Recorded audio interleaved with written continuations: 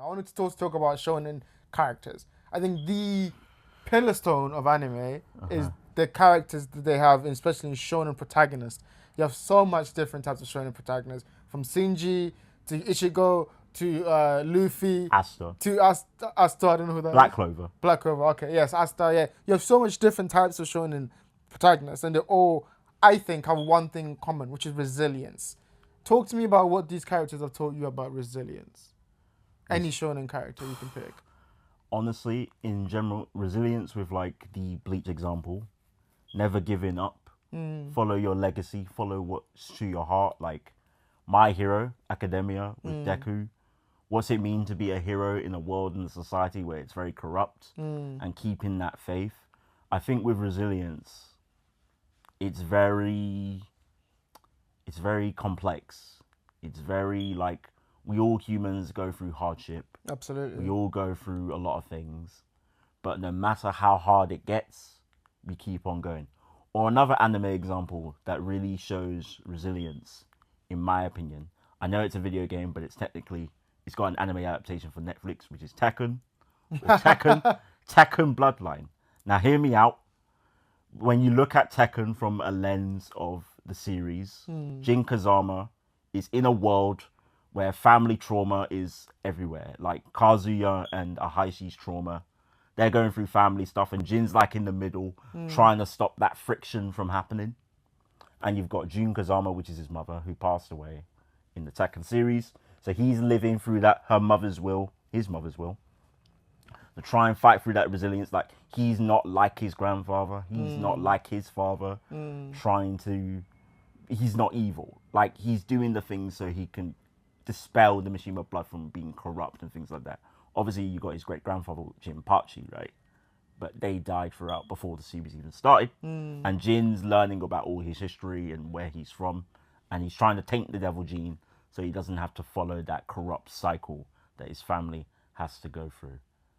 I think the most I think I've not seen Tekken, so I can't really comment on that. But for me, like when I wrote this question, I think I was thinking about like characters like Luffy. I think for me, Luffy, especially what Luffy teaches me about resilience, right, is that you see a character go through his journey.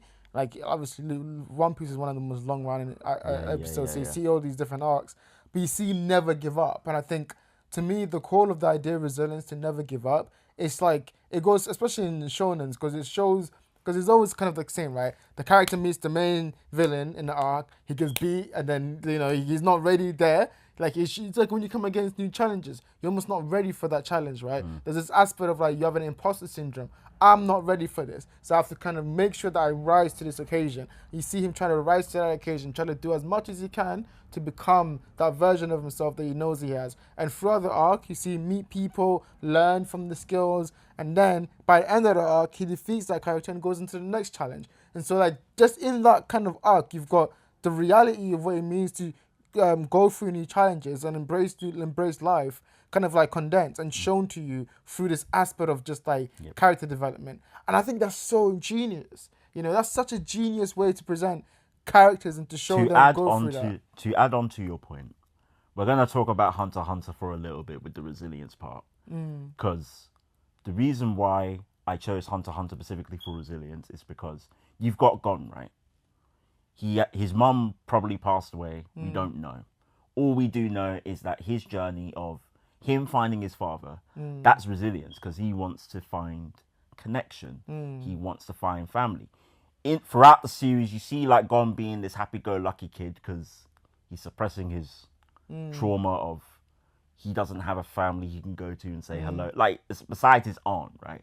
So that's why throughout the arcs in the series, he goes on this adventure to find connection. He links up with Killua, Rio, Kurapika, and you see that connection grow.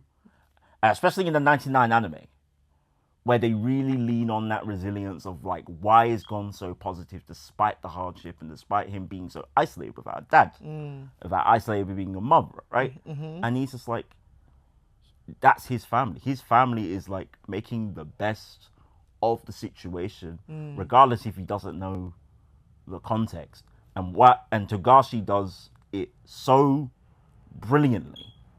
Like, I remember watching the Hunter x Hunter anime thinking, damn, this is relatable. Like single parents trying to make the most of it, and you don't know what family is because you need a father figure to tell you like, oh, could you apply for this? Help me with this job or this application and things like that. And Hunter x Hunter, for me personally, it really shows that resilience, like from an emotional standpoint, even from a family standpoint. Like Naruto's the same thing. Your parents are dead. You have no context besides like the people who do know what happened, and then Naruto's trying to find his purpose. Exactly, his place. Right? No, he has a goal that he just wants to achieve. Exactly. In spite of all that, and I think he just kind of like focuses on that goal. Speaking of Naruto, actually, it gives me to the next question. I want to talk about some of the kind of the tropes that we have, the kind of like character tropes and character archetypes that we have in anime. So in like Naruto, you've got Naruto himself, which is like, you know, the main character, but you've got the mentor, you know, Kakashi. You've got the rival, you know, Sasuke. You've got the outcast, which is Naruto himself again. But you got the tragic villain character and Pain. You've got all these different ways, and I think anime, Rock Lee's more of the outcast, but we don't talk about that. We don't talk about that's a different story. But but you know what I mean. I think these archetypes are so kind of embedded into it that it's kind of plays out in many different types of anime. Talk to me about those archetypes. Why are they so important in anime? Why do you think they work for anime? I mean, the archetypes are basically like anime is like movies, essentially. You've got your John Wicks, you've got your Mission Impossibles. Like, every aspect of anime is inspired by something in some capacity. So let's take a modern example of Kagurabachi, which is coming out in Weekly Shonen Jump. It's a new shonen that came out for a year now. The author's inspired by like Western movies, like Tarantino stuff. So Reservoir. I've not seen that one. Let's stick with Naruto, because Naruto is the one that I've seen and I can actually understand. Naruto, okay, but that's like an example. But from a Naruto standpoint, you can draw so many elements. You've got the Akira influence. You've got the whole thing with like Blade the Immortal, with like the character designs and the feel and the mood, right? Because Naruto it's basically Blade and Immortal, essentially, but with ninjas. Yeah. And the psychology of Naruto trying to find his purpose in a world that is so corrupt and messed up, right? I think also the fascinating thing to me with Naruto, especially archetypes, is that the archetypes will have they change over time. So obviously Naruto, we talked about, starts as the outcast, but then over time you see him become the mentor. You see him become, you know, the rival to Sasuke as the story shifts a little bit, and Sasuke is the kind of like not main character, but it kind of follows his kind of arc with his family, with Itachi. And I think that's what makes anime so interesting. So these archetypes and these roles that these characters play, they're not stationary. They will shift over time, and it shows characters in different roles and allows them to like play that role. Like even Kakashi, for example, he starts as the mentor, this kind of cool mentor who doesn't really have a backstory, and then over time he becomes his story takes center stage. And then his story becomes, and you see him as the rival to Obito. So it's like all these different ways of just kind of like meshing these stories together. I mean, for the character archetype question, because I thought about your question with the archetypes, with one of the questions, right? Because that's really, I mean, obviously you've got Naruto, you've got the, you know, the underdog, the mentor, and things like that. And then you've like, I wouldn't even say that Bleach or not, like Naruto is very easy to define with the archetypes because you know which role is that which. With Bleach, it's kind of complicated because there's not really... There is an archetype, but it goes away so fast. It's like it becomes its own genre in itself, right? So you got Urahara being the mental character, and then he's not the mental character anymore. Ichigo's kind of like his own thing afterwards, to a certain extent. Or you got One Piece, right? Let's take the One Piece. One Piece, Luffy has a mentor, but he's not... Shanks is not around most of the time. Yeah, that's Luffy's trying to figure out his journey of being the Pirate King, right? Zoro doesn't really have a mentor. He's kind of like he does, but that was like in a flashback, and we don't really know the context until way later on about who trained Zoro and why he's the way he is. Nami's kind of like the same. I wouldn't say Nami because Nami was more. She was raised with Arlong and through the slavery thing. So her mentor was more like being controlled by someone, not having her own freedom and independence until she went on her own and escaped. Usopp's like trying to find his father and be like his father, but he's trying to be his. I think the only person that fits this archetype, I would argue, right, from a One Piece perspective, right. I'm gonna be biased, but Sanji, right. Now, hear me out. The reason why I say Sanji has a proper mentor is that you've got Zeref, right?